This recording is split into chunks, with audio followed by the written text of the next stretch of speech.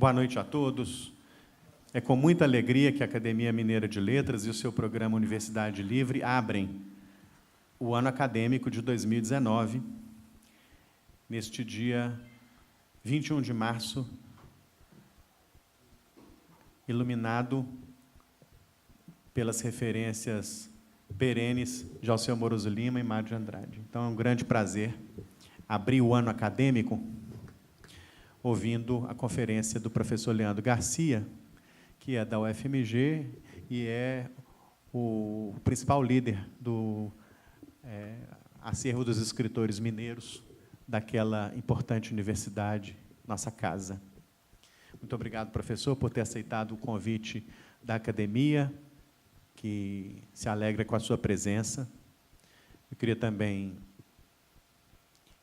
agradecer muito a presença entre nós do acadêmico Caio Bosque, que está chegando ali. Tá lá. Querido confrade, também professor da Universidade Federal de Minas Gerais, da PUC Minas, um dos grandes historiadores brasileiros. Queria agradecer a presença do professor Caio, a presença da professora Conceição Carvalho, de Soraya Lara, que são duas amigas e benfeitoras desta casa, duas profissionais responsáveis pela recuperação e gestão profissional do acervo desta casa, né? O bem que estas profissionais têm feito a esta casa, junto com o professor Caio, o professor Jacinto e o professor Amilcar, né, que integram a nossa comissão do acervo, é um bem inestimável, né? Não tem preço, né? Muito obrigado. Muito bem. Antes de passar a palavra ao professor Leandro Garcia, eu quero só registrar com muita alegria que, em parceria com o Instituto dos Advogados de Minas Gerais, este ano a academia fará uma série de 5 conferências, sobre o riquíssimo tema Direito e Literatura, né? Este tema já foi visitado aqui algumas vezes, né? Graças ao nosso querido professor, filósofo, juiz e poeta Fernando José Armando Ribeiro, né? E a professora Luciana Pimenta. Então, sob a coordenação do professor Fernando, a academia sediará esta sequência de 5 conferências que vão tratar da relação entre direito e literatura. E eu combinei com o professor Leandro, ele foi muito tolerante comigo, eu disse, vamos, então, rapidamente dar essa notícia, né? Eu pediria ao Fernando que ocupasse a nossa tribuna ali para dar ao público presente essa noite uma notícia do que serão essas 5 conferências, para que depois a gente possa começar com a conferência do professor Leandro, que gentilmente cedeu esses minutos. À vontade. Obrigado, professor. Fernando, a palavra é sua. Muito obrigado, meu caro Rogério. Cumprimento também o professor Leandro e peço desculpas já antecipadamente por tomar-lhe a palavra e desculpas à plateia, né, por roubar-lhes aí o tempo da sabedoria do professor, mas não posso deixar de cumprimentar também o acadêmico Caio Bosque, meu dileto conhecido, e também a professora Nádia Gottlieb, que falava com ela ali, eu aprendi muito e me deleitei muito nos livros dela, sobretudo na biografia e na fotobiografia de Clarice Lispector, que é uma paixão antiga que eu tenho, que eu nutro, e que, inclusive, é compartilhada por todo esse grupo de Direito e Literatura do qual eu participo, lá, que envolve pessoas da PUC Minas, né? Eu sou professor da PUC Minas, e juntamente com a professora Luciana Pimenta, que também é minha colega, e envolve, claro, pessoas também da Letras, né, como o professor Taranto Goulart, e também professores da UFMG, né, e nesses eventos que nós vamos promover aqui, vão ser 5 palestras, estão convidados, né, as datas ainda estão para serem definidas, mas serão os professores Marcelo Galupo, da Faculdade de Direito da UFMG, Daniela Freitas Marques, também da Universidade Federal de Minas Gerais, a professora Luciana Pimenta. Eu convidei também um grupo de juízes, né, do Tribunal de Justiça de Minas Gerais, que organiza hoje uma revista cultural muito importante, que o Rogério conhece, que é a Magiscultura, né, que, inclusive, já foi bastante elogiada pelo nosso ex-secretário Ângelo Osvaldo, né, como é realmente uma revista muito importante. Eles vão falar aqui dessa experiência, que é uma experiência que não é propriamente científica de direito e literatura, mas é uma experiência prática de interseção e de inter-relação entre essas duas áreas. E vamos ter o lançamento, né, de um livro que o grupo está fazendo e que vai coincidir com uma palestra, né, em que, nesse dia, eu que vou acabar falando mais, que é um livro que envolve vários pesquisadores desse grupo, né, sobre direito e literatura, que tem muito o fio condutor do pensamento de Jacques Derrida. Então, são esses, basicamente, os eventos que vão ocorrer, né, vão ser ao longo do ano, essas 5 palestras, né, em meses distintos, e os enfoques, né, do grupo, os que aqui já estiveram, são também bastante diferenciados, né? O direito e literatura é um ramo que pertence à filosofia do direito, né, do nosso Alceu, também era um justo filósofo, né?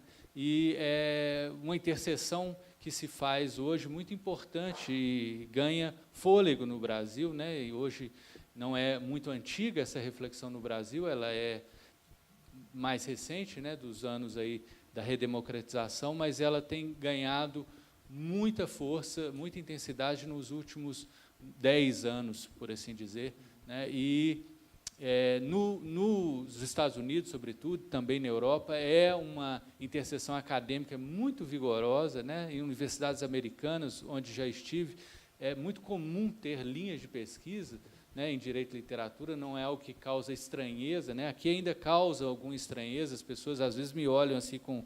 Outro dia eu estava... um orientando meu defendeu uma tese, né, em direito e literatura, e alguns membros da banca, assim, advogados, mais tradicionais e tal, olham assim, bom, mas o que é isso, né? Direito e literatura é uma cosmética, é algo meio, né, sexo dos anjos, né? Soa ainda para alguns mais conservadores algo estranho. E essa estranheza não existe no mundo, né, nos países europeus, né, sobretudo nos Estados Unidos, em que a corrente é bastante consolidada. E as abordagens, evidentemente, não se restringem a essa tradicional abordagem do direito na literatura, né, como se diz, que já era feita, né, Rui Barbosa tem texto sobre direito na literatura, mas é muito uma abordagem que se aproveita da dimensão linguística da literatura, da dimensão crítica que ela traz, da dimensão metafórica, evidentemente, que pode trabalhar os simbolismos jurídicos. Enfim, são muito ricas as possibilidades de aproximação, e eu fico muito satisfeito de ter esse apoio da Academia Mineira de Letras, que é uma instituição que, de certa forma, simboliza também essa unidade, uma vez que ela tem tantos membros, né, e na sua própria fundação é marcada por o seu pai fundador, o seu símbolo, né, de pai fundador é um jurista poeta, né? Então, eu fico muito feliz de termos a possibilidade de trazer esse projeto para cá. Agradeço, na pessoa do Rogério, a todos os acadêmicos, a presidente da casa, e não vou mais atormentá-los e roubar-lhes aí a sabedoria do professor que tem hoje tanto a nos ensinar. Muito obrigado, viu?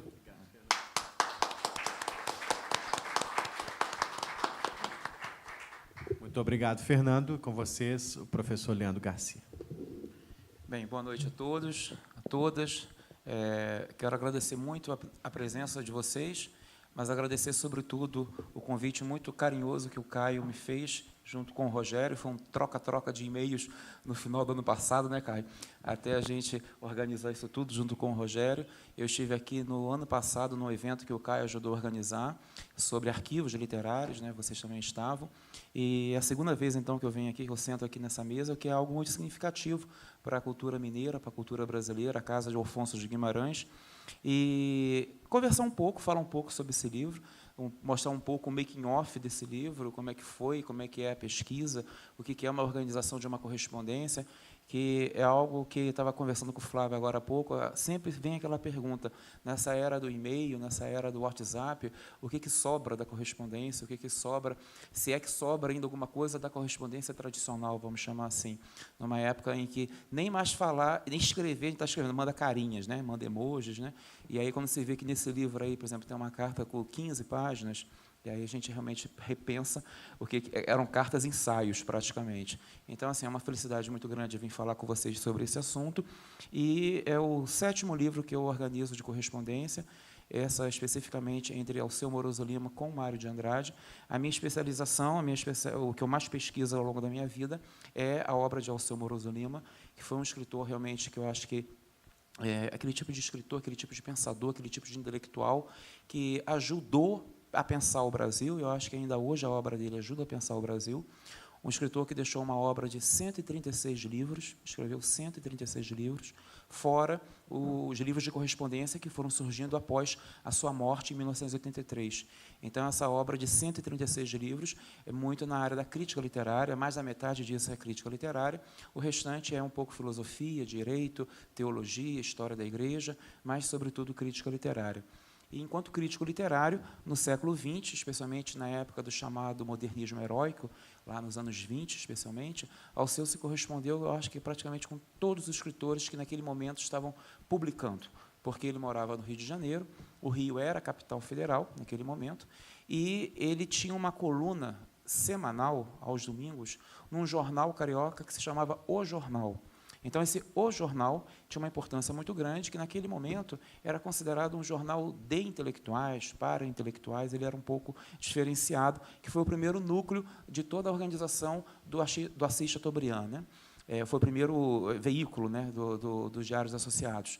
E o Alceu ele escreveu essa coluna literária, chamava Vida Literária, que era aos domingos, era na página 3 do jornal, portanto, quando você se abria o jornal, a página inteirinha era a coluna do Alceu, e ele começa em 1919, portanto, 3 anos antes da Semana de Arte Moderna. Então, ele já meio que antecipa um pouco o modernismo, e é muito interessante que, para o Alceu, o modernismo não começou com a Semana de Arte Moderna, começou com Lima Barreto. Ele bate numa tese que o nosso primeiro grande livro modernista é Triste Fim de Policarpo Quaresma, que é de 1915.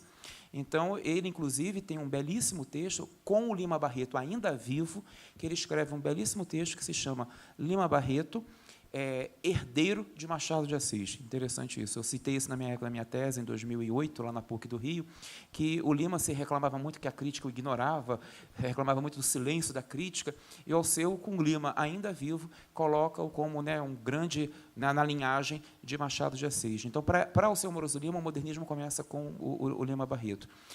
Obviamente que, a partir da semana de 22, pega fogo no Brasil em termos de literatura. Então, ele acompanha, no Rio de Janeiro, todo esse processo, e Mário de Andrade realmente foi, talvez, assim, o nome do núcleo paulista, aquele que mais o despertou, porque ele via em Mário e em Oswald de Andrade 2 renovações, mas 2 renovações muito diferentes. Ele dizia que Mário era a direita do modernismo e Oswaldo era a esquerda do modernismo, porém ambos necessários. Então, ele via em Mário de Andrade aquele tipo de transição para a modernidade que ele, Alceu, julgava como, para ele, positivo, que era uma mudança muito aos poucos. Oswaldo, para ele, era muito radical, era muito vanguardista, e Mário não. Mário era mais conservador, mudou, transformou, modificou, evoluiu, segundo ele, mas, né, aos poucos. Segundo ele, era o critério que, para ele, era considerado melhor. E ele começa, então, essa correspondência com Mário, que, na verdade, é Mário quem manda a primeira carta, em 1925. Né? Então, vamos começar a falar um pouco sobre ela a partir de agora. Essa é a capa do livro, né, que está sendo vendida. Bem, o conteúdo dessa correspondência. Ao todo, são 56 cartas. Tá? Inicialmente, uma informação de bastidores. Inicialmente, seriam 53 cartas. Então, o livro já estava pronto na editora, o livro estava assim, formatado, PDF, prontinho, esperando a EDUSP, que foi uma coedição entre a EDUSP e a PUC do Rio, fazer apenas a impressão do livro. Então, em 2016, me ligaram do arquivo do Alceu, lá em Petrópolis, dizendo que tinha chegado uma quantidade imensa de livros, algo em torno de 5.000 livros, à biblioteca do arquivo do Alceu, lá em Petrópolis, e que tinha muita coisa do Mário de Andrade. Eu falei assim, meu Deus do céu, com o livro pronto, com o PDF praticamente pronto, eu tenho que ir lá para ver se ainda tem alguma coisa. E eu tomei um susto, por quê? Porque que livros eram esses? Vocês sabem que o Alceu teve uma filha que foi monja beneditina, foi abadesa do mosteiro de Santa Maria, lá em São Paulo. E todos esses livros que eram do pai, especialmente da década de 20 e década de 30, quando o pai morreu, quando o Alceu morre em 83, ele deixa para a filha e ela leva isso tudo para São Paulo. Então, ela colocou isso tudo dentro da biblioteca do Mosteiro de Santa Maria, que era um conjunto de quase 5.000 livros. Com a morte dela, em 2015, o mosteiro manda isso tudo, esse montante, né, para o arquivo dele em Petrópolis. E aí que eu tomei um susto, por quê? Porque todos os livros do Mário de Andrade, que Mário publicou em vida e mandou para ele um exemplar, estavam nesse conjunto. E nas folhas de rosto de alguns livros, haviam cartas escritas em forma de dedicatória. Então, iam ser apenas 53, mas aí aumentou, porque o volume de Losango Caque, o volume de A Escrava que não era Isaura, e de Macunaíma, tinha carta de 3 páginas escrita a partir da folha de rosto. O Mário começou na folha de rosto e foi até o índice, escrevendo carta. Tem aí algumas imagens, inclusive. Então, aumentaram 3 cartas, e aí a editora teve que atrasar a publicação, eu refiz todo o arquivo. Então, de 53 passou a 56. Período da troca epistolar, de 25 a 44, 2 meses antes da morte de Mário. Por quê? Porque a última carta é em dezembro de 44 e o Mário faleceu em fevereiro de 45. A correspondência, o que ela abrange? Ela abrange cartas, é a maioria dos documentos, bilhetes, telegramas, dedicatórias, crítica mútua, fotografias. Por quê? Porque correspondência, na área da epistolografia, a gente não identifica apenas como troca de cartas, apenas o material carta. Correspondência, para a gente, é também troca de afetos, correspondência é troca de amizade, correspondência é um escritor falando sobre a obra do outro, pensando sobre a obra do outro. A gente expande um pouco o conceito de correspondência, que durante muito tempo a noção de correspondência era apenas a troca epistolar.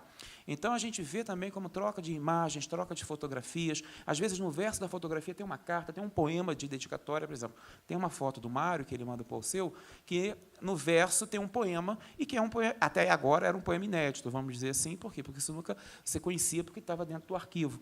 Então, todo esse conjunto que nós concebemos como correspondência, que não é apenas a troca de cartas. Tá? Os assuntos debatidos, né, os principais assuntos. Crítica literária, vou mostrar alguns fragmentos, especialmente as cartas dos anos 20 e dos anos 30. Olha, é espetacular, especialmente para pesquisadores, historiadores de literatura, crítico literário, o acompanhamento que o Alceu fez da produção do Mário, mas de uma forma muito específica, Macunaíma. Porque Macunaíma, Alceu entendeu logo de cara que Macunaíma não era um símbolo de brasilidade, mas era um sintoma de brasilidade. E Alceu escreve isso, que Macunaíma, muito mais do que um símbolo, era um problema da nossa configuração, era um problema da nossa história, era um problema metafórico. E Mário percebeu que ele foi o crítico que logo de cara, por quê? Porque muitos não entenderam, na época, né, quando foi publicado, em 28, muita gente não entendeu qual era a mensagem de Macunaíma, qual era a proposta literária de Macunaíma. Então, você tem, na década de 20, década de 30, dessa correspondência, a maior parte do assunto é crítica literária. A publicação da obra de cada um. Cada um acompanha a publicação da obra do outro. Falando mal, falando bem, o Mário esculhamba com o Alceu, fala mal de muitos livros do Alceu, e isso tudo, inclusive, na correspondência. Vida literária, grupos literários, fofoca, panela literária, dissidência, guerra, briga com Monteiro Lobato. O Monteiro Lobato, especialmente, é muito mal falado, né, mais na correspondência do Mário com o Manuel Bandeira, mas também, em algumas dessas cartas, o Monteiro Lobato é visto quase como um pária, né, especialmente porque ele tinha editora, né, tinha 2 editoras. Quando o Monteiro Lobato, em alguns casos, não gostava do original que ele recebia de algum livro, ele simplesmente jogava fora. Então, isso, para o escritor, era uma loucura, porque, na época, não tinha xerox, não tinha nada, você não tinha como escanear nada. Se você mandasse um original, manuscrito, e aquele manuscrito fosse político, você perdia a obra, inclusive. Né? Então, esse conjunto nós chamamos de vida literária. Né? Modernismo, o próprio modernismo, o que é o modernismo, como é que está sendo o modernismo, é muito interessante se pensar, ver o modernismo acontecendo naquele momento dos anos 20, e um autor e um crítico discutindo o movimento. Lançamentos, convites para publicações, política, especialmente a questão do Getúlio Vargas, nos anos 30, né? Religião, catolicismo, é o segundo momento mais forte da correspondência. Crises existenciais, especialmente do Mário. Crises religiosas, crítica à igreja, fé, a experiência religiosa de cada um dos missivistas. Eu costumo dizer que são dois grandes momentos dessa correspondência. O primeiro momento é marcado pela crítica literária, dos anos 20 e anos 30, e o segundo momento, dos anos 40, é uma crise profunda no Mário em relação à questão da fé, em relação à questão religiosa, que tem alguns fragmentos que eu vou mostrar mais à frente de algumas dessas cartas. Mário de Andrade, tem uma refutação definitiva, na minha opinião, com este livro, da ideia de ateísmo aplicada à biografia de Mário. Muitos biógrafos, muitos especialistas, inclusive, gente muito boa, gente de excelente qualidade, sempre falou muito de um ateísmo do Mário. Percebe-se claramente com essa correspondência, com essas cartas, que o problema do Mário não é o ateísmo, o problema do Mário é uma crise religiosa, é uma tensão louca. Ele mata a igreja, mas ele não mata Deus, né? Ele mata a instituição, ele tem um pânico da instituição no final da vida, nos anos 40. Ele tem uma crítica severa à Igreja Católica, especialmente quando ela apoiou o Estado Novo, né, durante a instauração do Estado Novo, e ele foi vítima direta, de uma certa maneira, do Estado Novo. Então, o problema dele, do Mário, é com a instituição. Agora, com Deus, ele fala nessas cartas que ele não consegue dormir sem rezar. Ele não consegue matar essa consciência interna, não consegue matar essa vontade de rezar uma Ave Maria. Então, se percebe que, claramente, ele vive num profundo entrelugar, um sintomático entrelugar, que, na minha opinião, não é ateísmo, não é um grau zero da crença, não é um grau zero de se acreditar em Deus. Não, é uma relação problemática, uma relação confusa, uma relação tensa com o sagrado, com o divino. Eu acho que isso fica muito claro a partir dessa correspondência publicada. Ao seu, eu acho que o que fica mais claro é a harmonia dos contrários. É uma profunda ética, um exemplo de convívio epistolar pela diferença, pelo respeito. Que tem uma carta aí que o Mário, mas assim, o Mário esculhamba o Alceu mesmo, só falta assim xingar de nomes bem pejorativos, de baixo calão, e o Alceu responde com uma tranquilidade, assim, e eu te entendo, você está gritando, mas eu te entendo, né? Parece que está conversando pessoalmente. E o Alceu, ele, a vida inteira, ele morre em 1983, ele vai colocar sempre a ideia de que Mário é necessário para se entender o Brasil, para se entender projetos de Brasil a partir da obra e do pensamento do Mário de Andrade. Então, eu acho que a grande questão é o convívio pelas diferenças, a harmonia das diferenças, que fica muito claro, e que eu acho que hoje em dia faz tanta falta nesse contexto tão bélico, ideologicamente falando, que nós estamos vivendo, que muitas pessoas não conseguem conviver, nem estar aqui batendo papo, olhando com quem pensa diferente de mim, de você, seja lá o que for, né? Bem, então, nesse sentido, eu acho que o assunto é uma panorâmica, né? Bem, conforme eu falei, são dois grandes blocos temáticos da correspondência, a crítica literária e a questão religiosa. Da crítica literária, eu peguei esse fragmento aqui, que eu acho que é um fragmento que deixa muito claro a importância em termos de crítica e até de historiografia do modernismo brasileiro. Bem, vamos ler. Não tenho, é uma carta de Mário para o Alceu, está ali embaixo, 19 de maio de 28, portanto, durante a publicação de Macunaíma. Não tem um artigo aqui, se não mandava para você ver. Porém, mando o que escrevi sobre o Ascenso, é Ascenso Ferreira, um poeta de Pernambuco, porque tem umas observações sobre os perigos que estamos correndo, poetas modernos brasileiros. E vai também a Antropofagia, é a revista, tá? Que não sei como é que o Alcântara não mandou para você, está falando de Alcântara Machado. Sobre ela, tínhamos muito que falar.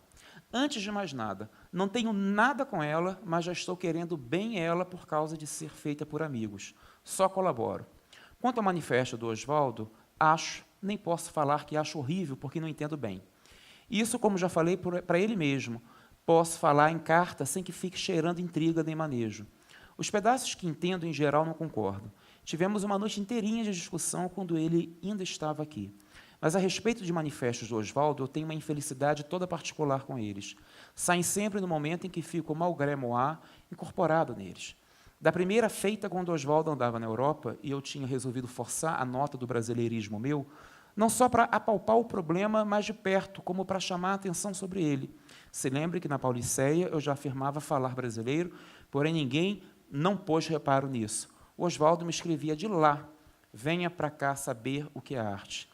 Aqui é que está o que devemos seguir, etc. Eu, devido minha resolução, secundava aqui. Só o Brasil é o que me interessa agora. Meti a cara na Mata Virgem, etc. Oswaldo vem da Europa, se pau brasiliza, e eu, publicando só então o meu losango caque, porque antes os cobras faltavam. Virei para o Brasil para todos os efeitos. Bem, aí são apenas um fragmento, é uma carta imensa, mas um pequeno fragmento que dá uma série de coisas que se pode falar.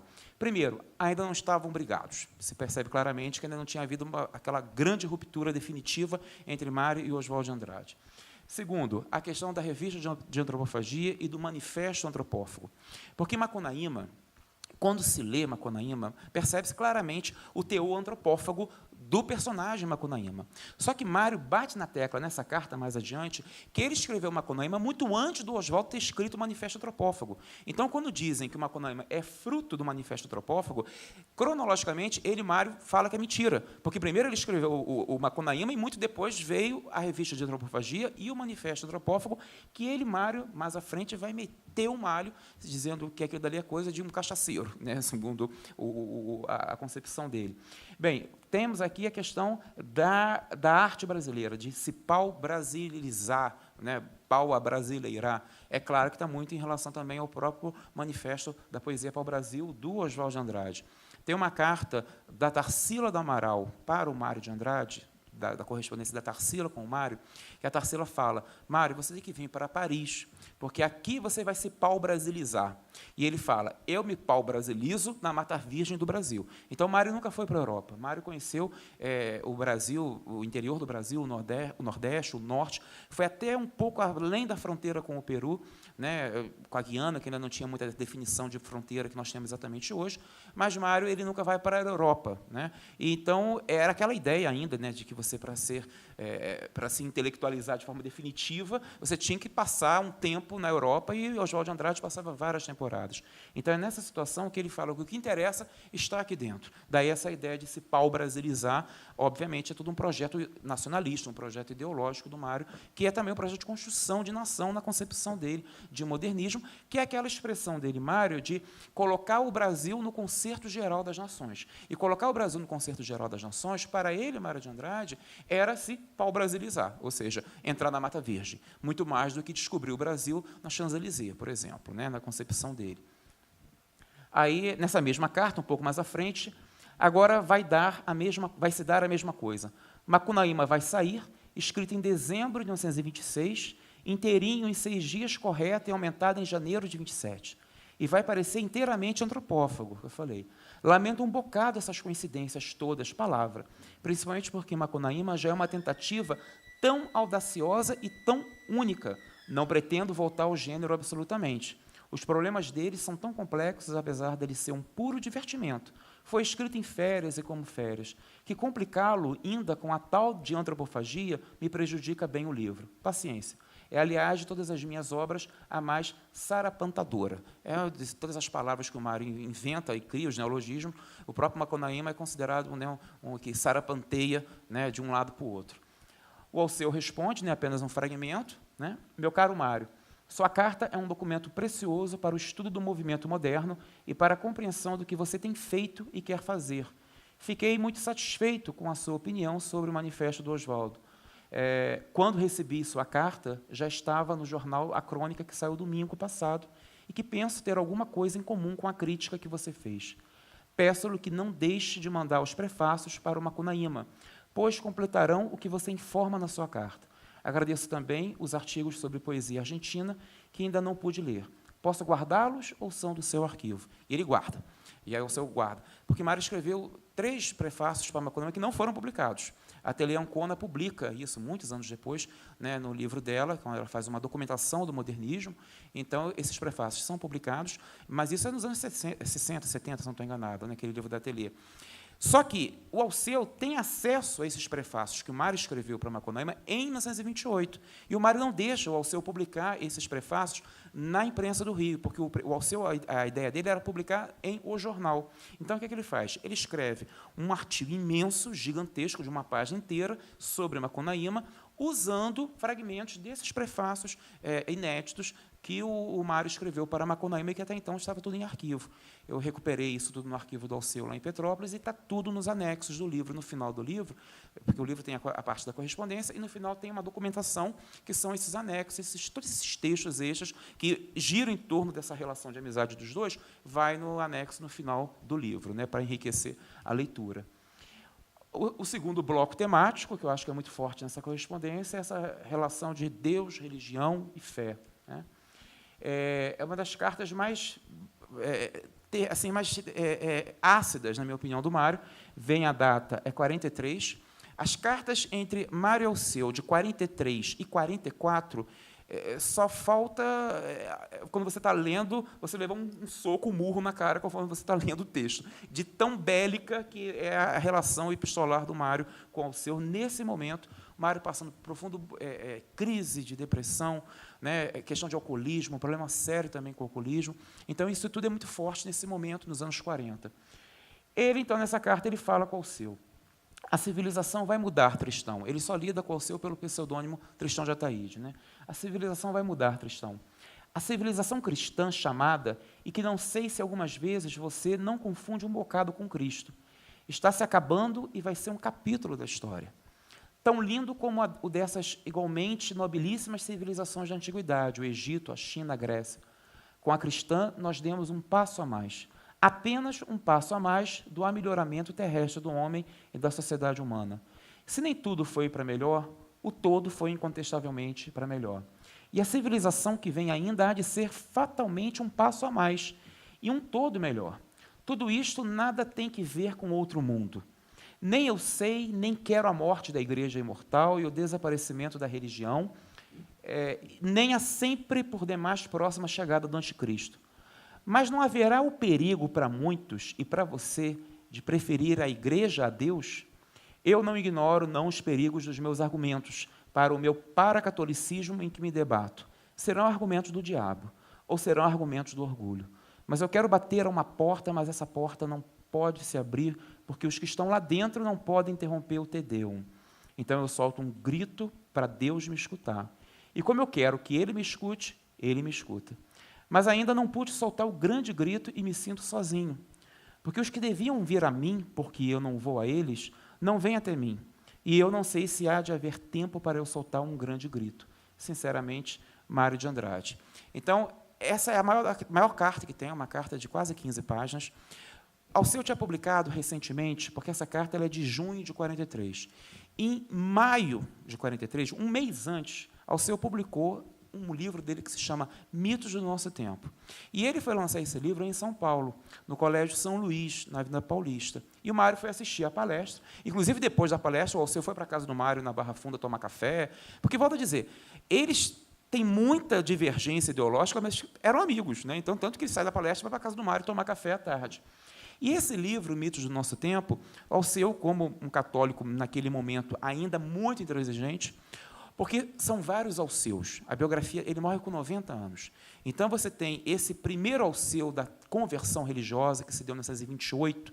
Então, o Alceu, de 28 até a década de 50, é aquele tipo de católico ainda intransigente, inflexível mesmo. Naquele momento, sim. Ele estava muito marcado pela pessoa e pela cabeça de Jackson de Figueiredo. Então, era aquela ideia quase que de você lidar com Deus de uma forma quase que pela espada, vamos dizer assim. E o Jackson de Figueiredo, ele tinha muito dessa característica de ter uma relação quase que até de um catolicismo bélico, um catolicismo dos soldados de Cristo, inclusive. E Alceu, quando ele se converte em 28, os anos 30, 40, ele está com esse padrão de catolicismo que, por exemplo, vai ser muito diferente do Alceu dos anos 60, 70 e início dos anos 80. Porque, por exemplo, quando eu publiquei há 2 anos atrás a correspondência do Alceu com o Frei Beto e com o Leonardo Boff, que é uma correspondência do final dos anos 60 até 83, foi um outro Alceu muito diferente desse daqui. Por quê? Porque é o Alceu marxista já. É o Alceu da teologia da libertação. É o Alceu que teve uma mudança radical com o Concílio Vaticano II no início dos anos 60. Então, eu acho que foram alguns eventos que viraram a cabeça do Alceu e que mudaram o padrão de catolicismo dele, não que ele deixe de ter fé, muito pelo contrário, mas, por exemplo, um catolicismo muito mais flexível, que foi o Concílio Vaticano II e a leitura que ele fez de alguns teólogos, como Jacques Maritain e Thomas Merton. Ou seja, quando ele lê a obra de Thomas Merton, vai até os Estados Unidos, passa um mês morando no mosteiro do Thomas Merton, e Thomas Merton apresenta ao Alceu uma série de textos de místicos orientais. Então, ele tem um convívio com o quê? Com aquilo que nós chamamos de pluralismo religioso. Isso nos final dos anos 50. Vem o início dos anos 60 com o Concílio Vaticano II. É uma uma mudança radical na igreja. E o regime de 64. Então, quando é instaurado no Brasil o regime de 64, e especialmente a partir de 68, com o AI-5, acontece a prisão de muitos padres, muitas freiras, muitos religiosos, e o Alceu fica para morrer quando acontece uma prisão, aqui, uma invasão aqui em BH, do convento dos dominicanos na Serra. Então, quando a polícia invade o convento dos dominicanos, porque invadiu o de São Paulo, em Perdizes, e foi quando, inclusive, o Frei Beto foi preso, mas eles invadiram aqui, o convento da Serra, aqui, o convento de Perdizes, São Paulo, e o convento dominicano do Leme, no Rio de Janeiro. Então, mas quando acontece a invasão daqui da Serra, por quê? Porque o Frei Mateus Rocha, que muita gente aqui deve ter conhecido o Frei Mateus Rocha, estava morando no convento da Serra e foi preso. E foi preso de uma forma assim, não chegou a ser torturado, mas ficou 2, 3 dias, né, encarcerado e sem comer direito, sem poder tomar banho. E o Frei Mateus era muito amigo do Alceu. Então, todo esse conjunto vai fazer com que ele, né, tenha uma reviravolta de cabeça na cabeça dele, que em 78 e 79, ele, Sérgio Buarque de Holanda e Antônio Cândido fundam o PT, inclusive. São os 3 grandes intelectuais que assinam a ata de fundação do PT. Antônio Cândido, Sérgio Buarque de Holanda e Alceu Moroso Lima, em 79. Ele vai morrer em 83. Então, assim, é uma mudança radical na cabeça da pessoa. Se o Mário tivesse conhecido esse último Alceu, eu acho que ele teria gostado, né? Mas esse primeiro Alceu, ainda marcado por uma certa intransigência da época, da primeira ação católica, daquele catolicismo muito, né, quase que de combate, né, vamos dizer assim, era um tanto de combate, que é esse Alceu aqui que escreve esse livro, Mitos do Nosso Tempo, e que o Mário tem um horror. Esse livro, Mitos do Nosso Tempo, está na biblioteca dele na USP, é uma coisa preciosa para a gente que pesquisa, porque, olha, o livro tem 326 páginas. Eu acho que dessas 326, 325 estão rabiscadas. O Mário, ele rabisca praticamente cada página, esculhambando, xingando, mas xinga mesmo. Eu transcrevi nesse livro aí, está nesse livro, todas essas anotações à margem que o Mário fazia, a lápis, pequenininho. Então, assim, tem toda a transcrição dessa leitura do Mário sobre a obra do Alceu, que é esse livro, e é aí que publica, que leva o Mário a escrever essa carta de quase, né, 15 para 16 páginas, onde ele fala o seguinte, porque nesse livro o Alceu diz que para entrar no reino dos céus, você tem que ser um católico convicto e praticante. E o Mário fala que ele vai entrar no reino dos céus sem ser católico convicto e praticante. Por quê? Porque o Mário tem um problema sério em 38 com o Estado Novo. Por quê? Porque é nomeado um interventor, né, o Vargas nomeia um interventor para São Paulo, e esse interventor faz uma série de mudanças no governo paulista, dentre as quais no antigo Departamento de Cultura de São Paulo, que é o que hoje seria a Secretaria Estadual de Cultura. E o Mário estava como chefe do Departamento de Cultura de São Paulo. E o Mário é exonerado de uma forma muito desonesta, e dá uma revolta, na minha opinião, muito, né, justificável. É quando ele se muda para o Rio, ele vai morar 3 anos no Rio de Janeiro, o Mário, de 38 a 41. E qual é uma das grandes instituições que apoiam o regime varguista? A igreja. Então, o Mário vai associar, né, já que esse regime que tanto me atingiu e uma das instituições que tanto dão suporte a esse regime, é a igreja, então ele vai fazer essa associação e eu acho que escreve essa carta, que é uma das cartas mais ácidas, na minha opinião, que o Mário escreveu, dentre as tantas que ele escreveu na vida, né? Bem, a resposta do Alceu, né, a essa carta: sim, meu caro Mário, é sempre tempo de você soltar o grande grito. A despeito da sua confessada incompreensão, a despeito das suas raivas pessoais, a despeito de tudo que a sua carta revela contra nós e contra mim particularmente. Estou mais junto de você do que você pensa. Quanto ao meu livro, que é esse Mitos do Nosso Tempo, não posso, evidentemente, forçar você a compreendê-lo, tanto mais quando você confessa que não faz questão de ser justo em crítica e que está escrevendo com raiva. Agora, o que é falso e mostra que você não leu bem o livro é que eu digo que é preciso preliminarmente crer para aceitar as conclusões. Bem mais justo foi o Plínio Barreto, quando, em sua crítica, afirmou que tudo aquilo que eu digo, pode ser aceito por quem não tem fé. Você diz que o cristianismo morreu. Uma forma de cristianismo, sim, mas não o cristianismo. Na civilização de amanhã, que será socialista, isso que eu acho engraçado, como a de ontem foi liberal, o lugar da igreja e do cristianismo será o mesmo. E a carta continua, e ele tentando entender as razões da revolta do Mário. Então, eu acho que é um diálogo muito denso, um diálogo que vai ajudar. Essas aqui são algumas imagens, né, dos manuscritos. Tem muito telegramas belíssimos, né, daquela época, como aquele dali. Essa imagem que está no meio, eu aumentei para poder colocar aqui para vocês verem, mas isso aí é o verso de um cartãozinho de apresentação. Então, é uma letra tão pequenininha, que aqui está grande porque eu aumentei, né? Estiquei aqui a imagem. Mas o Mário escreve várias cartas em cartõezinhos de apresentação. Então, tem uma carta que foi escrita em 14 cartõezinhos. Então, são 14 cartõezinhos que, lá no arquivo, né, eles estão com grampo assim, e a gente tem que pegar uma lupa, porque eu não sei como conseguir escrever tão pequenininho para aumentar a letra para poder transcrever. Aquilo dali é um exemplo, é o verso de um cartãozinho. E, se vocês perceberam, o que eu acho mais louco é o seguinte, o sublinhado azul é do Alceu. Então, além da letra da pequenininha da escrita do Mário, o Alceu vinha sublinhando que eram os trechos que ele considerava mais importantes dos vários cartõezinhos, uma carta ao longo de vários cartõezinhos de visita, né? Esses aqui são apontamentos do Alceu. Por exemplo, a imagem à esquerda é a última folha, seria quase que na quarta capa de Macunaíma. É o esboço do futuro artigo que ele vai escrever sobre Macunaíma. Então, em todos os livros do Mário que foram nessa remessa em 2015, que saíram do Mosteiro de Santa Maria para Petrópolis, ao longo do livro, o Alceu vai rabiscando tudo, né? Pode ver que é uma caligrafia terrível. O mais difícil da organização dessa correspondência foi a caligrafia. Teve carta que eu levei 3 meses para conseguir transcrever, por conta da incompreensão da caligrafia dele, que tem hora que é pior do que um hieróglifo, né? Assim, é uma coisa realmente terrível. Aquele exemplo de lá, à direita, está muito boa, ainda pode se considerar uma boa caligrafia, porque é dos anos 20 e 30. Nos anos 60 e 70, aí que fica quase impossível, porque ele já tem um pouco de mal de Parkinson, inclusive, fica mais trêmula, né, a letra dele. Mas aquele texto à direita é muito interessante, porque é um texto de 1965. Portanto, 20 anos depois da morte do Mário. Por quê? Porque o Mário morre em 45. Então, a cada 10 anos, o Alceu organizava um evento no Rio de Janeiro para homenagear o Mário de Andrade. Escrevia textos e mais textos na imprensa. Esses textos eu recuperei, estão, né, no final do livro e tal. Mas aí eu descobri que ele, Alceu, teve a intenção de publicar essa correspondência em 65. Então, aquele texto ali é um manuscrito original de 8 páginas, ali é a primeira de 8 páginas, que ele, Alceu, vai, como se fosse uma apresentação da futura correspondência que ele queria organizar.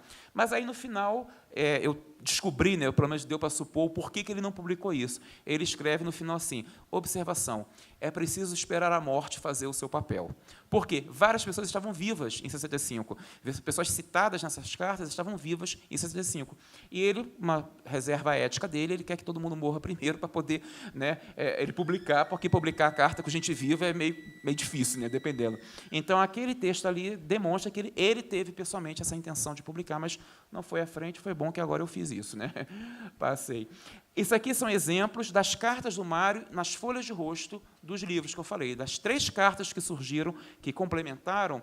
Então, por exemplo, aqui é de Losango Cac, né? Essa aqui é à esquerda. Então, assim, começa o Tristão de Ataíde, aí vai. Aí são 3 páginas de cartas no livro, né, escritas no volume do livro, né? Então, foi essas aqui que chegaram agora nos últimos anos e que de 53 passou para 56 o número de documentos na correspondência, né? Esse aqui é algum exemplo. Em 45, né, quando da morte do Mário, em fevereiro de 45, o Alceu organizou uma missa de 7º dia na antiga Catedral do Rio de Janeiro, que era na Avenida 1º de Março, no Rio.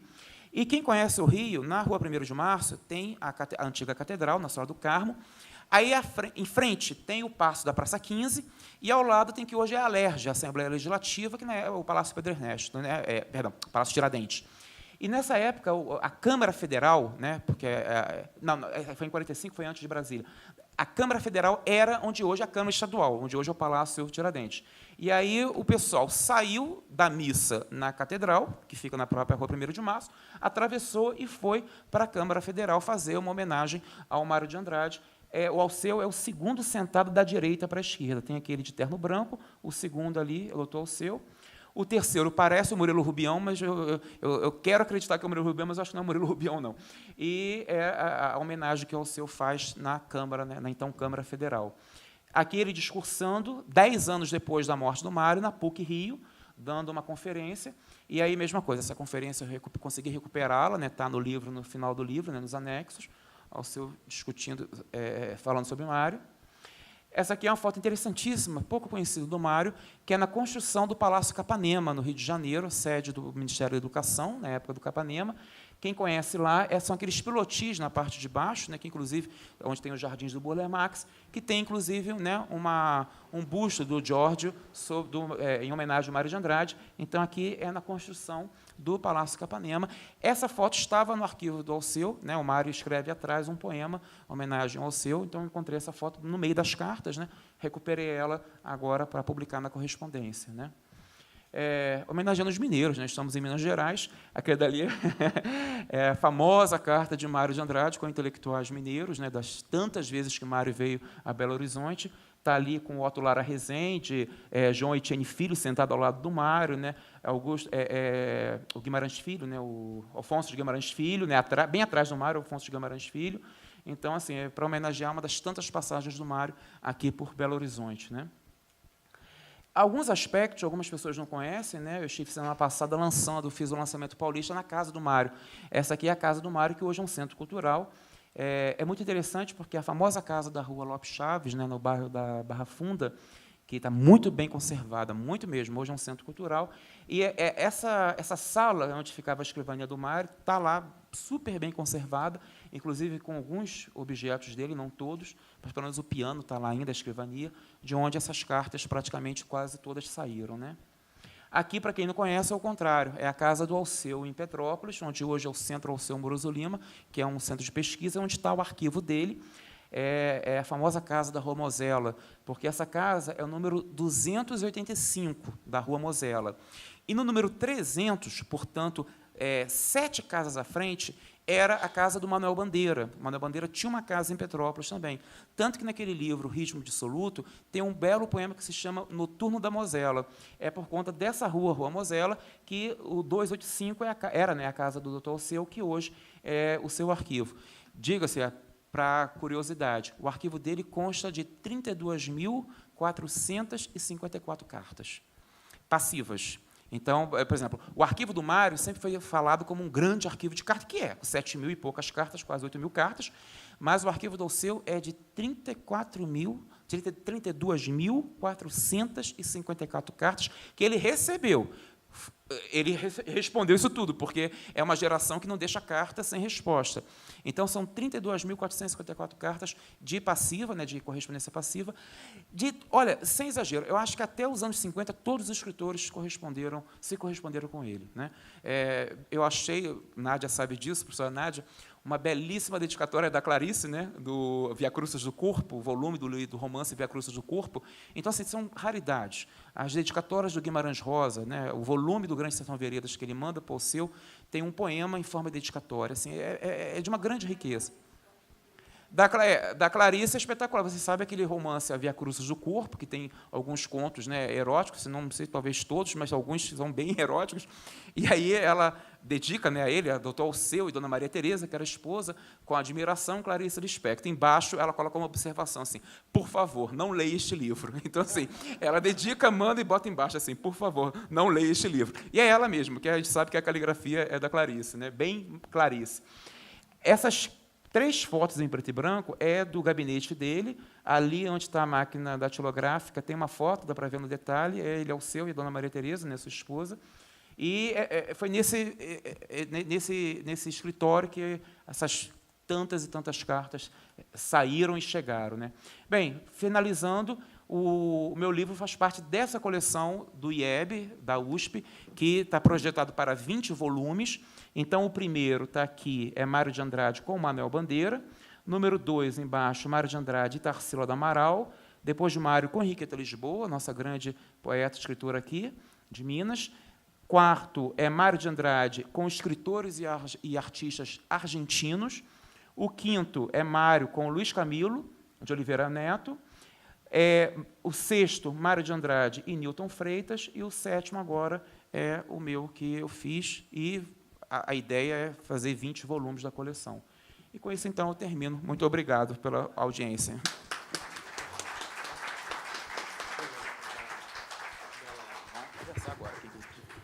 Muito obrigado, Leandro, pela bela aula sobre Mário e sobre Alceu. A palavra está franqueada ao público. E depois desta sessão de perguntas e respostas, iremos para os autógrafos. Posso fazer a pergunta? Claro, o Ruslan, nosso amigo e fraterno. tão próximo dessa casa. Boa noite. Boa noite. Parabéns. Neto de Alfonso. Alfonso Guimarães. Alfonso Guimarães. Parabéns pelo lançamento do livro e por essa palestra muito esclarecedora. Não vou lhe fazer uma pergunta, Sim. mas vou contar um fato histórico que é muito interessante, ligado ao Mário de Andrade. O Mário de Andrade, lá em São Paulo, ele leu 2, 3 livros de um poeta e ficou encantado. Que qualidade! E quis conhecer esse poeta. E ele foi lá como é que ele chegava na cidade de Mariana, né? Ele viu que podia sair de São Paulo e chegar lá de trem. Ele foi de trem de São Paulo a conhecer o meu avô. E conheceu o meu avô. E depois, 2 anos depois, o meu avô morreu, mas ele era amigo do João Alfonso, que é filho, né, do Alfonso, e vinha muito em Belo Horizonte. E da última vez que eu vim em Belo Horizonte, o João Afonso recebeu lá na estação e levou para casa da minha avó, porque estava muito doente, sabe? Muito doente. Eu morava com minha avó também. E tem a honra, né, de ter lá em casa uma foto, eu, minha avó e o Mário de Andrade. Eu tinha 3 anos de idade.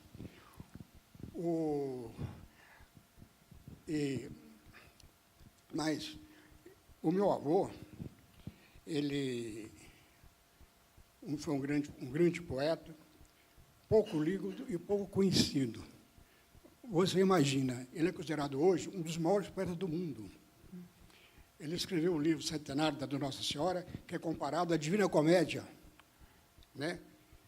Hoje, ele é considerado o maior poeta brasileiro de todos os tempos, né? Mas ninguém conhece ele, ninguém fala, né? O brasileiro lê pouco, né?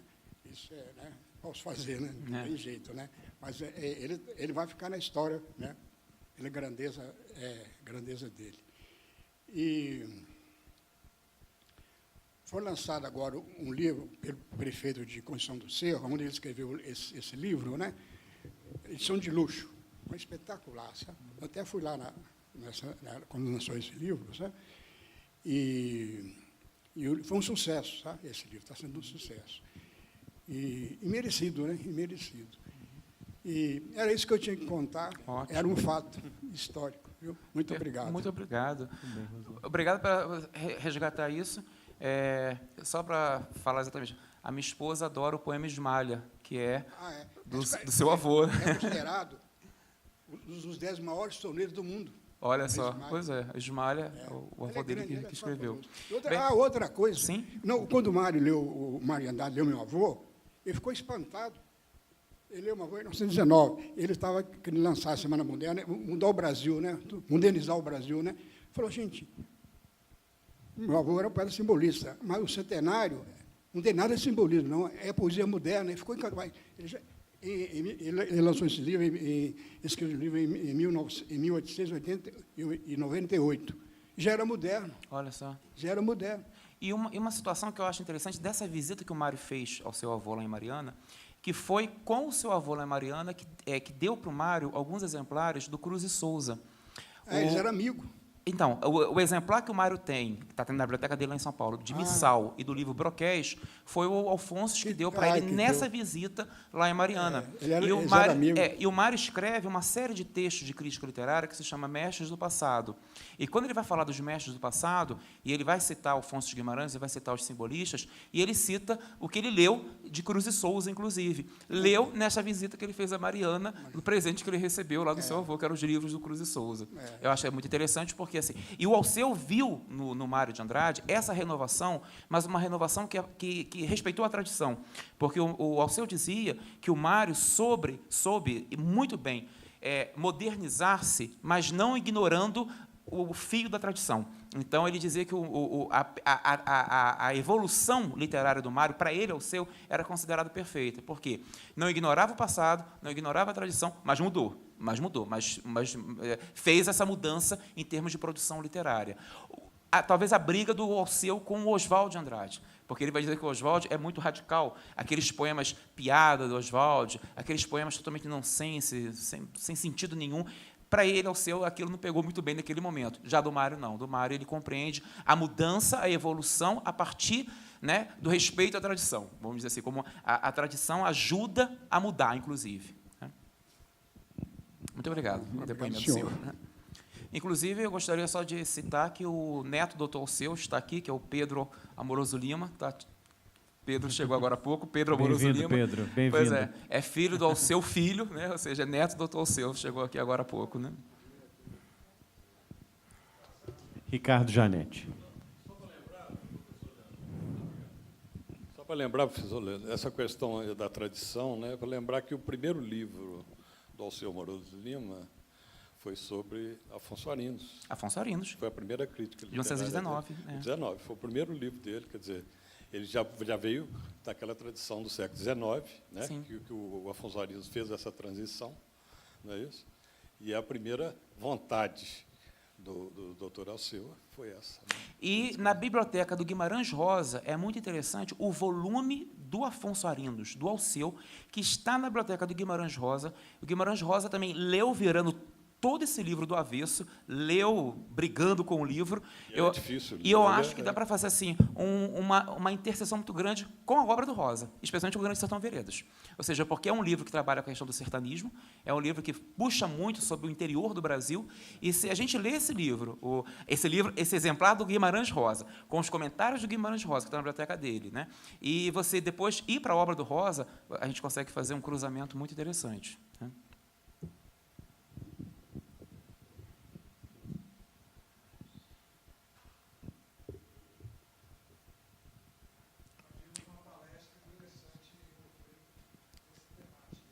Sobre Guimarães Rosa e o... Exatamente. Professora Nádia. Essa Nádia aqui. Você mencionou que o lote, vamos dizer assim, de correspondência passiva chega a 32.454 cartas. Eu fico pensando se você não ficou tentado a ir atrás, sabe, de pelo menos parte aí desse lote para ter uma continuação aí desse seu trabalho que você fez tão bem até agora, né? Eu acho difícil você não ter feito essa tentativa, né? Eu queria que você me contasse isso. Bom, eu costumo dizer que tem assim, eu não sei que agora com a reforma da Previdência, quando que eu vou me aposentar, né? Então, assim, tem muito tempo para eu fazer. Mas, por exemplo, eu organizei e publiquei a correspondência do Alceu com o Drummond, que foram 232 cartas, né? Recíproca, né? Dele com o Frei Beto e com o Leonardo Boff, que foi um volume só. Agora com o Mário de Andrade, com Paulo Francis, jornalista, que saiu uma publicação da ABL, da Academia Brasileira de Letras, e já está pronto, vai sair no final do ano, pela Top Books, o Alceu com Murilo Mendes, que são 167 cartas entre Alceu e Murilo Mendes, que vai sair numa coedição entre a Top Books e a ABL no final do ano, ou mais tardar no início do ano que vem. Então, assim, no exato momento, a minha pesquisa é Alceu e Jorge Lima, porque Alceu e Jorge Lima são quase 400 cartas, é uma coisa de louco. E, assim, o que eu acho mais espetacular é o acompanhamento crítico de Alceu quando Jorge Lima está escrevendo A Invenção de Orfeu. Porque, quando ele escreve A Invenção de Orfeu, ele escreve um pouco, manda para Alceu. O Alceu responde para ele vai, modifica, escreve demais. Então, assim, dessas quase 400 cartas, sem exagero, umas 200 são desse período que o Jorge Lima está escrevendo A Invenção de Orfeu. E que, logo assim, ele publica e morre. Ele publica em 55 e morre em 56.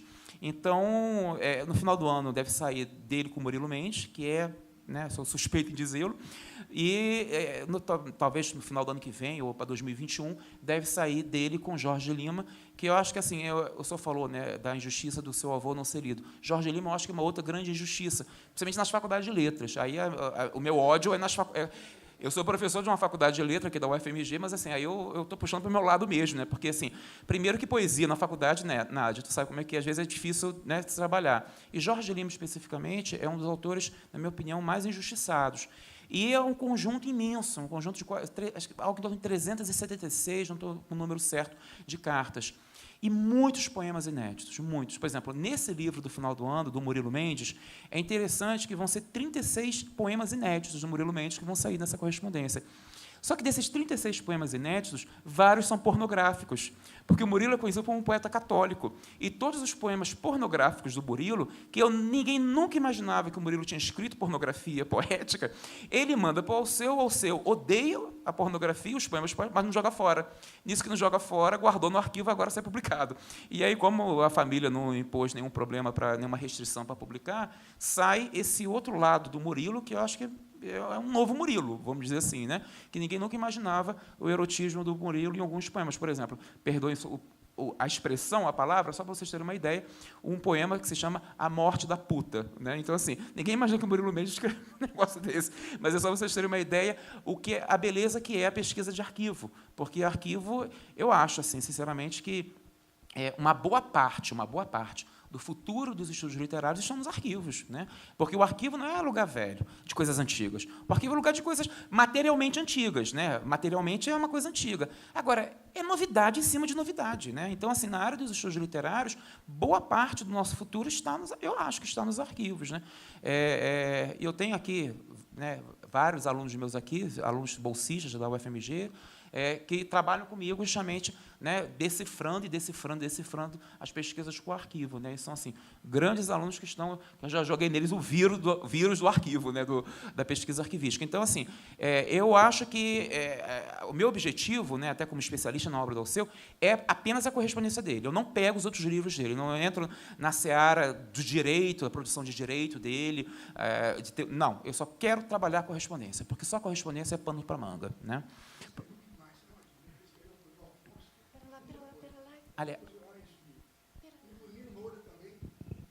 Então, é uma coisa impressionante, né? Se você fizer uma pesquisa, você vê, eu vi lá na casa da minha avó, né? O Afonso Guimarães Filho, tem muitas cartas, mas é muito, não é pouca, não, sabe? É bastante. Com o João Afonso e com o Emílio Moura também, que é nosso primo. Pois então, justamente. Por isso que eu acho que, assim, é uma riqueza muito grande a pesquisa de correspondência, chamada epistolografia, né? Que é a área da teoria literária que a gente só pesquisa correspondência e crítica de correspondência. Né? Interessante. Aguarda só um pouquinho, professora, por favor. É que está sendo que nós gravado. estamos gravando. Não, é isso, só que eu ia falar. Eu adoro ler carta, porque eu acho que a carta de escritor é o que eu disse, é como se fosse uma história da literatura ao vivo. Porque você, a partir dali, você tem a história da crítica, você tem a história das edições, você tem a história do livro, você tem a biografia do escritor, né? Então, e tem um painel de época também. Um painel de época. Sabe? E as relações. Sem e dúvida. são relações de todo tipo. Quer dizer, ali aparece relação sentimental, afetiva, profissional. Às vezes, até existem relações internacionais, dependendo de quem está escrevendo ou para quem se escreve. Sim. Sabe? Então, eu acho que é um documento muito vivo, vamos Sim. dizer assim, no estudo da literatura. Né? Sem E dúvida. é uma coisa que não tem muita história, né, dentro dos estudos acadêmicos, é uma coisa recente. E eu queria até ressaltar o papel que o Instituto de Estudos Brasileiros Sim. tem, no sentido de profissionalizar o trabalho de edição, que é uma coisa Exatamente. também muito difícil, que requer muitas qualidades, vamos dizer assim, que você acabou de mostrar que tem, A coleção, né? em demasia. A coleção e você também, né? Obrigado, Nádia.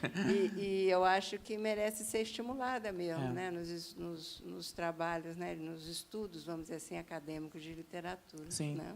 Sem dúvida. Na verdade, o que acontece? No Brasil, se publica cartas há muito tempo, a gente sabe disso. Né? Vários e vários livros antigos têm, assim, décadas atrás, tem publicação de carta. Mas, na minha opinião, não com a sistematização dos últimos anos. Por exemplo, essa coleção ela começou em 2000, com a correspondência do Mário com o Manuel Bandeira, que é o primeiro volume, organizado pelo professor Marcos Moraes, um grande amigo meu. E o que acontece? De 2000.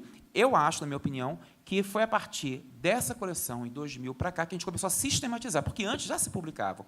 E aí, você sabe disso, Nádia, é uma grande crítica que eu faço a alguns livros de cartas da Clarice que já foram publicados, que eu acho que não tem essa sistematização que a gente tem buscado.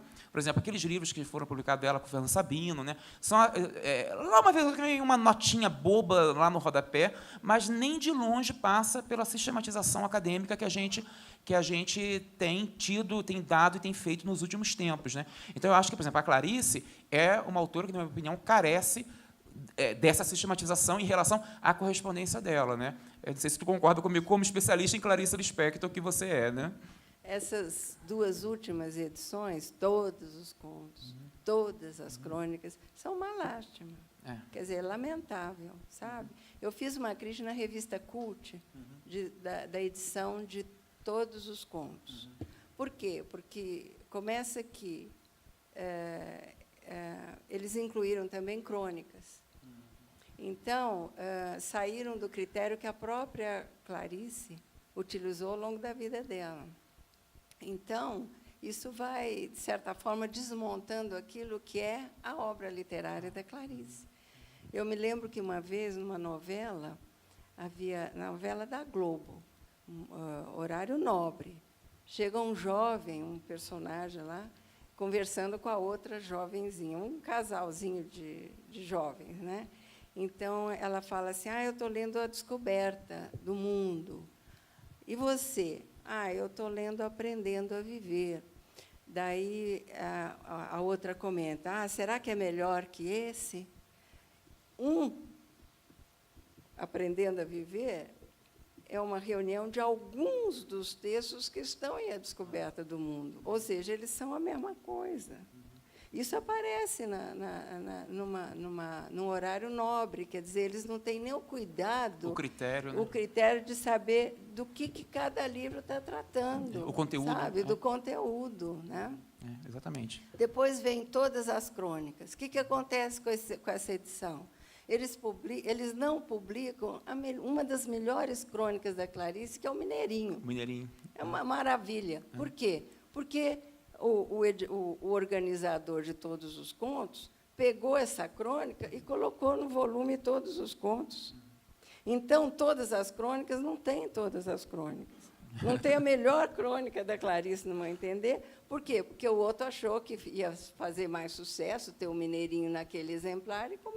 Às vezes, eu acho que eles fazem isso para todo mundo comprar tudo. Deve ser. Porque não tem outra explicação. É muita falta de critério para a gente entender isso como uma proposta, né? De divulgação, deve ter um objetivo comercial. Comercial. E agora vão sair todas as cartas. É mesmo? Olha, quem que está editando todas as cartas? O editor da Rocco. Que fez a besteira, né? Sabe? Então, eles pegam uma jornalista que reúne aquilo tudo, digita, uma ou outra nota de rodapé, como você falou, exatamente. E pronto. É isso que eles querem. Faz uma introdução ou um pós-fácil, com algumas informações, e pronto. Eu acho que é isso que é destacar. Tomara que esse seja diferente, mas eu não tenho muita esperança. Também não. Olha, isso que você está falando, essa minha pesquisa, ela levou 4 anos. 4 anos. Olha, sabe o que o editor das crônicas escreveu no pós-fácil? Que não tinha muita nota de rodapé, porque hoje, com a internet, não precisa muito de nota de rodapé. Está lá escrito.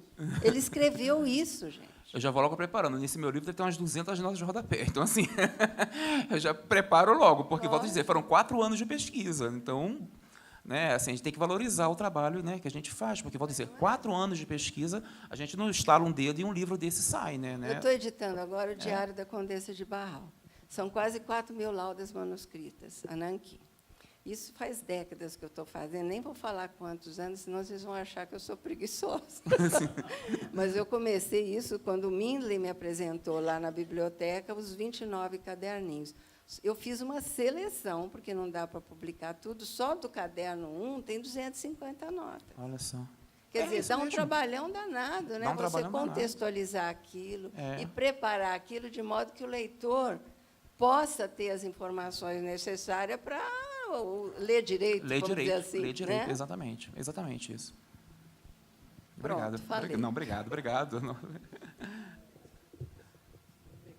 Meu aluno quer fazer uma pergunta. Olha, vai inverter. Eu faço pergunta a vocês em sala de aula, né? Cuidado com a pergunta que vai fazer. Pois é, agora eu preciso tomar muito cuidado.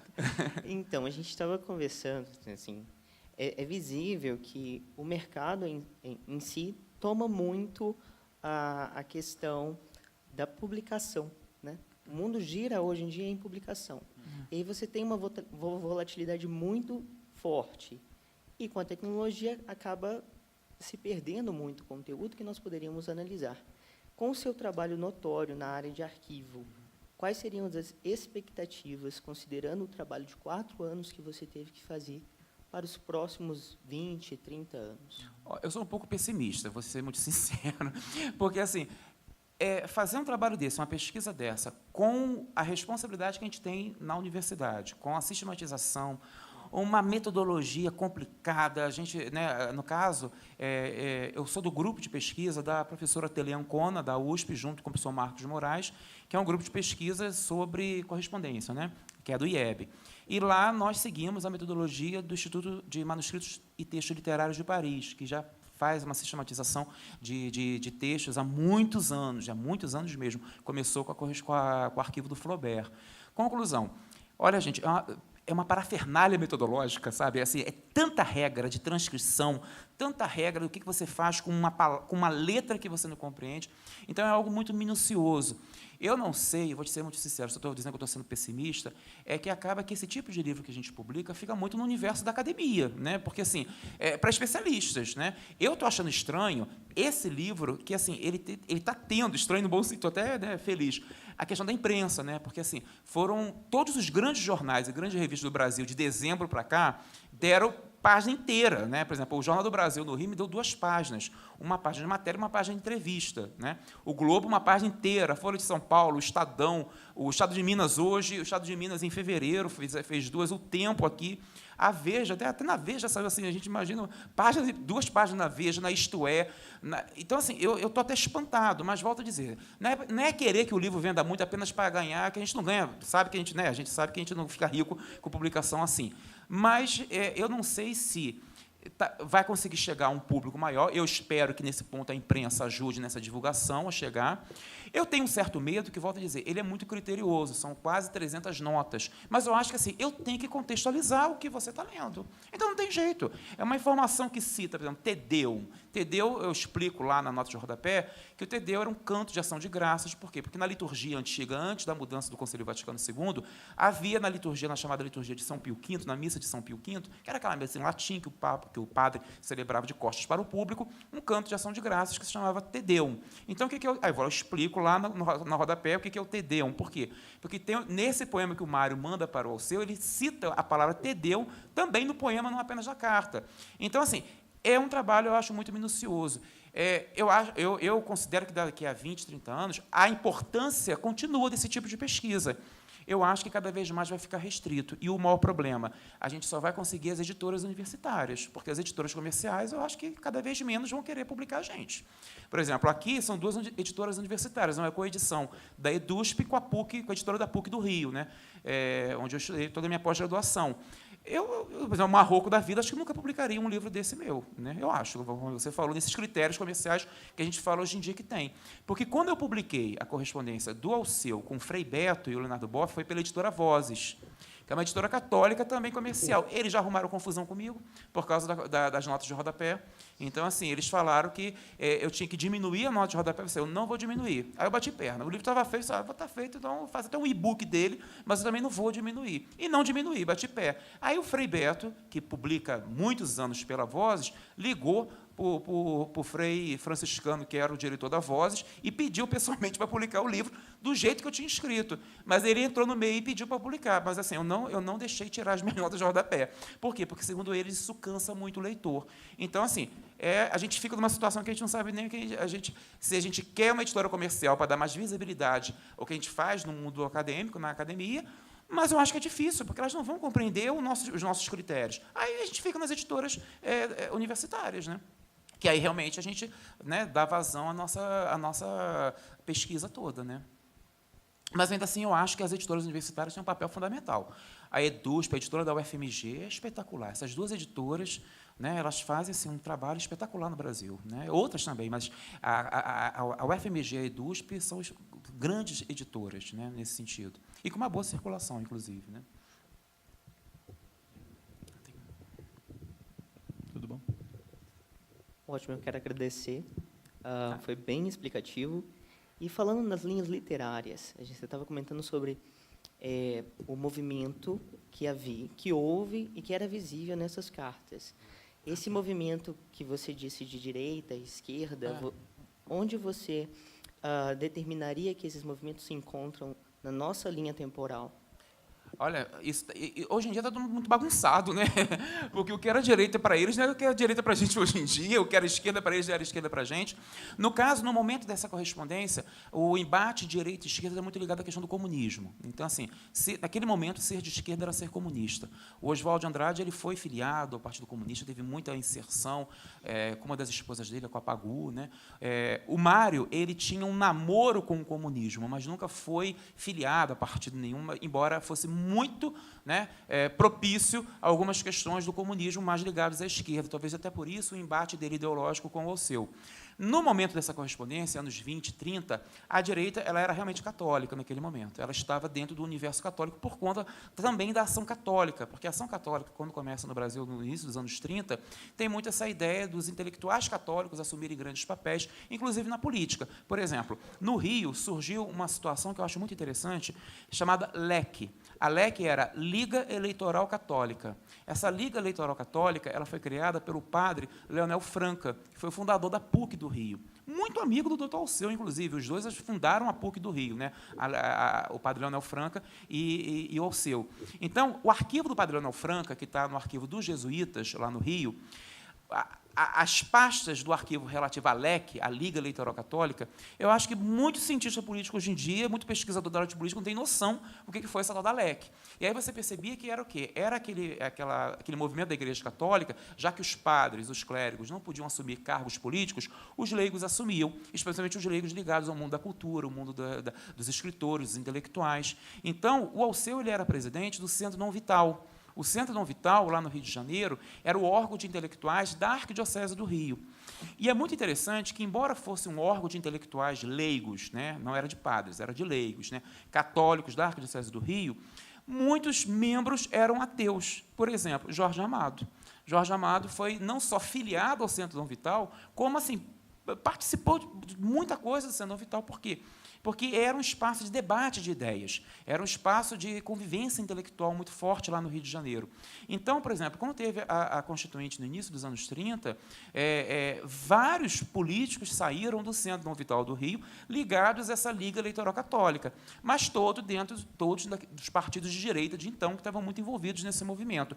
O contrário disso, a esquerda, na época, estava muito ligado ao antigo PCB, o Partido Comunista Brasileiro, né? E aí uma série de algumas ramificações, mas especialmente no Partido Comunista. Agora, o movimento católico, de políticos católicos, de intelectuais católicos no Rio, foi muito pelo Centro Dom Vital, na época presidido pelo Alceu. Ele presidiu de 28, quando Jackson de Figueiredo morre, até 51. Ele preside de 28 a 51. 51 ele vai morar um tempo nos Estados Unidos, depois ele retorna. Né? Boa noite. Boa noite. Meu nome é Jorge e eu pesquiso, eu estudo Drummond, Memória e Família, Articulação Poética. E tem me despertado a questão das cartas. E depois do estudo, me veio essa ideia de estudar bem, porque eu fui chegando até elas, né? E aí, por fim, né? E eu quero agradecer muito, né, o privilégio de estar aqui, junto de parentes de autores que eu pesquiso, que estudo, que jamais imaginaria que eu estar tão próximo. Muito obrigado a vocês. A minha pergunta, ela se refere diretamente ao modernismo mineiro. E de modo, desculpa, estou com a voz meio ruim, e de modo específico, é o que eu estou estudando neste momento, que é a Verde, o movimento mineiro, lá dos anos, na verdade, foi a partir de 1910, se não me engano, em Minas, se não me falha a memória. E o que me chama de curiosidade é que a revista Verde, ela dialogava com todos esses autores, né? Claro, Mário é o grande mentor, Alfonso Guimarães, Emílio Moura, etc., né? E Alceu Amoroso Lima também, cristão de Ataíde. O que eu quero saber, professor, é se existe alguma referência no campo da correspondência Mário, Alceu e este grupo. O senhor pode me fazer o favor? Nessa correspondência de Mário Alceu não tem nenhuma referência ao Grupo Verde de Cataguases. Só que no arquivo do Alceu, em Petrópolis, eu só te digo assim, um primeiro número, são 76 cartas do Rosário Fusco para o doutor Alceu. Inéditas, eu, no futuro, mais para frente, eu pretendo fazer essa correspondência, porque eu acho que o Rosário Fusco é um escritor que deveria também voltar à baila para ser estudado e discutido. E tem do Henrique de Rezende, do Rosário Fusco, do Francisco Inácio Peixoto, do Ascânio Lopes e do Guilhermino César, ou seja, a Revista Verde inteira se correspondeu com o doutor Alceu. Por quê? Porque ele publicou um texto de crítica literária num dos números da Verde.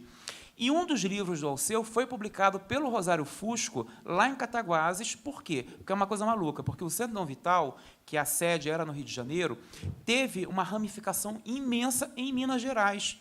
Então, teve várias filiais do Centro Dom Vital espalhadas pelo interior de Minas e aqui em BH. Então, aqui em BH, foi no Convento da Serra dos Dominicanos, a sede era lá. Mas teve em Juiz de Fora, com o Henrique Argrives, que deu uma grande organização, foi espetacular o que o Argrives fez em Juiz de Fora, mas teve em Juiz de Fora, teve em São João del Rei, com o Otto Lara Rezende, ele criou e presidiu, ele e o pai, o Centro Vital de São João del Rei, teve em Ouro Preto, que é o Grêmio Literário Tristão de Ataíde, o GLTA, que existe até hoje, estive lá mês passado lançando o livro, com o padre Mendes, com o famoso padre Mendes, teve em Catanduva e teve em Cataguases, com Rosário Fusco, que não era nem católico, mas é uma coisa tão louca, por quê? Porque, ao criar o Centro Dom Vital, naquele contexto, naquele momento, era uma forma de você puxar o presidente, que era o Alceu, para a cidade, para dar palestra, dar conferência, e o Alceu publica um dos livros dele, que se chama O Crítico, pela Edições Centro Dom Vital de Cataguases, que foi o Francisco Inácio Peixoto, que era dono de uma tecelagem, uma fábrica muito grande lá em Cataguases, que bancou a publicação. Então, assim, nessa correspondência que eu publico agora, não tem nada. Agora, no arquivo do Alceu, tem uma infinidade de cartas do Movimento Verde, inclusive números originais da época, 1927, das duas edições da Revista Verde. Está tudo lá em Petrópolis. É o caso de dar uma chegada lá para você revirar isso, né? Se está fazendo tese, eu acho que é uma boa ideia até para pesquisar coisa inédita. Tá? Muito bom.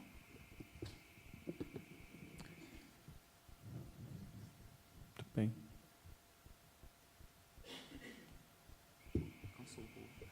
Foi ótimo, excelente. Prazer ouvir o senhor falar.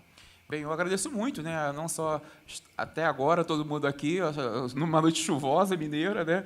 Agradeço demais a academia, agradeço muito mesmo a vocês, a Caio, a Flávia, a você, assim, e a todos os outros que estão aqui, os colegas, meus alunos, minha esposa, minha filhota que vieram, minha grande amiga Nádia, né, que veio. Então, e o Pedro, né, Pedro representando a família Moroso Lima, muito obrigado também pela sua presença. E, assim, eu acho que o importante é que vocês leiam o livro e briguem com o livro e briguem comigo, né, porque eu acho que interessante é a leitura de vocês para o enriquecimento, inclusive, de futuras pesquisas. E quem quiser conhecer, por favor, quem não conhece, por favor, vá conhecer na UFMG o Acervo dos Escritores Mineiros, o qual eu dirijo desde o ano passado, vou dirigir do ano passado até ano que vem, o Acervo dos Escritores Mineiros, que pertence à Faculdade de Letras da UFMG, e eu acho, na minha opinião, é um dos maiores e mais importantes centros de pesquisa arquivística que nós temos no Brasil. Não é só em Minas Gerais, não. Porque, por exemplo, nós temos que ver que só o arquivo da Henriqueta Lisboa e do Murilo Rubião, nós temos aí para mais de quase 20 mil documentos só com esses dois. E temos Fernando Sabino, Abigail Renault, Oswaldo França Júnior, Walter Piroli, Carlos Herculano. Nossa, são vários escritores que nós temos lá, que fica no prédio central da Biblioteca Central da UFMG, na Praça de Serviços. Abre de segunda a sexta, né, de 8 até as 5 da tarde. E nós temos o Museu da Literatura Mineira, porque o acervo consta do arquivo e do museu. Então, lá nós temos reproduzido o escritório do escritor, né, a biblioteca do escritor. Então, assim, é aberta a todas as pesquisas, quem quiser frequentar, participar, é um prazer, né? Ou seja, tem site, tem as redes sociais, porque, volto a dizer, às vezes eu fico chateado porque é o acervo dos escritores mineiros e muitos mineiros nunca nem ouviram falar, não é nem questão de não conhecer, nunca nem sabem nem que existe um arquivo literário, um arquivo de literatura brasileira, de literatura mineira, e o Museu da Literatura Mineira, né? É belíssimo a organização museológica que nós temos lá em aberta exposição, aberta à visita do público, né? Muito obrigado, professor. Parabéns pelo seu trabalho. Seja sempre bem-vindo a essa casa. Obrigado.